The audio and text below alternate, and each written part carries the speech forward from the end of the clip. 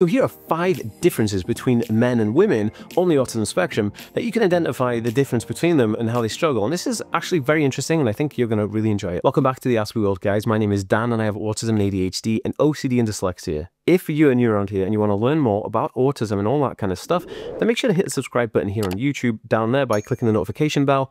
And if you're watching on the other social platforms like Facebook, Instagram, TikTok, or Twitter, just make sure to give this page a follow. You'll see the daily videos from me. So it's really interesting. Men and women on the autism spectrum have what we call clinically phenotypes. Now, phenotypes is basically just a fancy way of saying how the neurological differences present themselves. And I want to make a blanket statement here.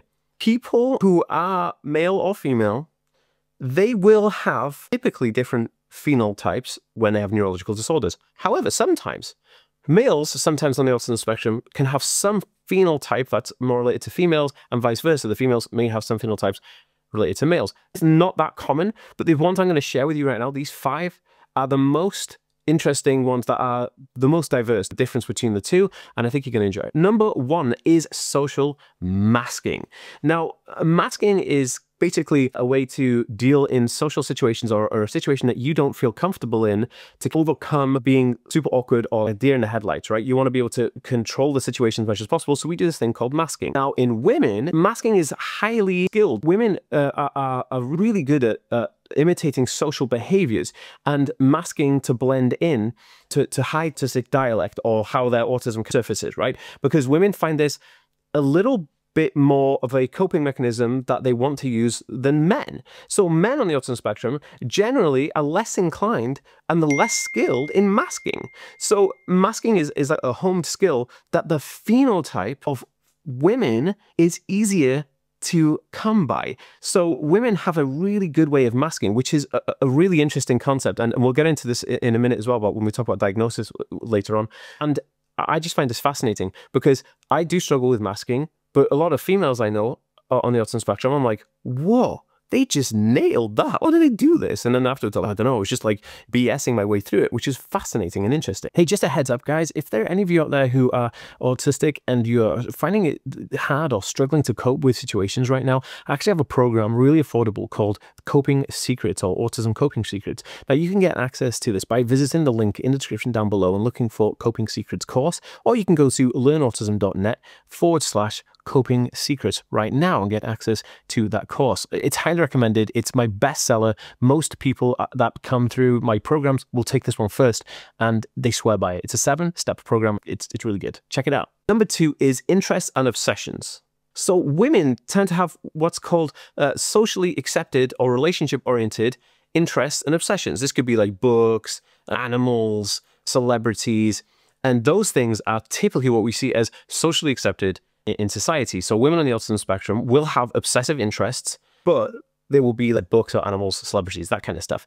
Whereas men on the autism spectrum, their interests will be more technically or factually or object-based topics. And this could be things like trains, computers, science, workout. It could be something that has more of a less social ideology around it, right? And which is really interesting because men also on the autism spectrum like sci-fi a little bit more than women on the autism spectrum. I'm not saying everyone. So by the way, guys, if you're a female on the autism spectrum and you're watching this, I'm not saying you don't like sci-fi, I'm just saying typically you see the phenotypes where they branch out these ways.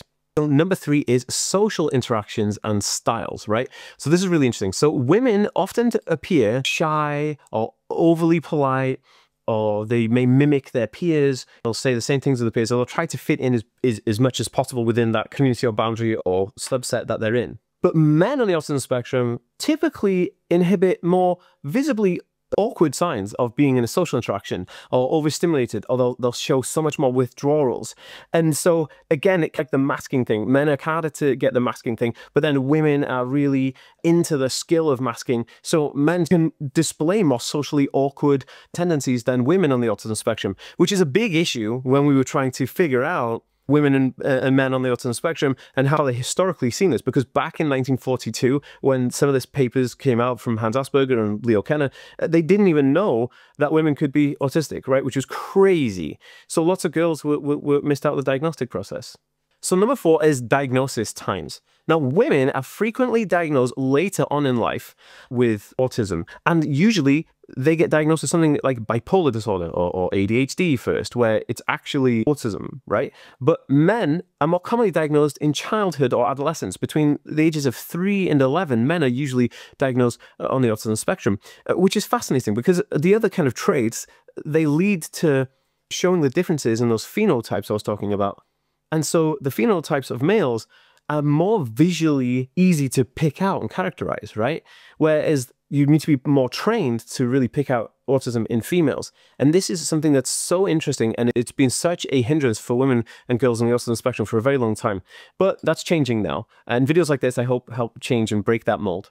So number 5 is the difference between emotional and internal experiences. Now, women are more prone to anxiety, depression, eating disorders, I'm sorry if that's a trigger word, and internalizing stress, right? That's typically how the female autistic phenotype reacts with things like this. Now, men on the autism spectrum will be more visible in their emotional and internal experiences. They'll have more frustration, or they'll display more anger, or visible meltdowns, or visible distress, or visible emotional outbursts. Men will display this in an outward format more than women will in those situations, which is absolutely fascinating. Now, if you are enjoying this video, make sure to give it a thumbs up. Please subscribe, and I'll see you in the next one, guys. Peace.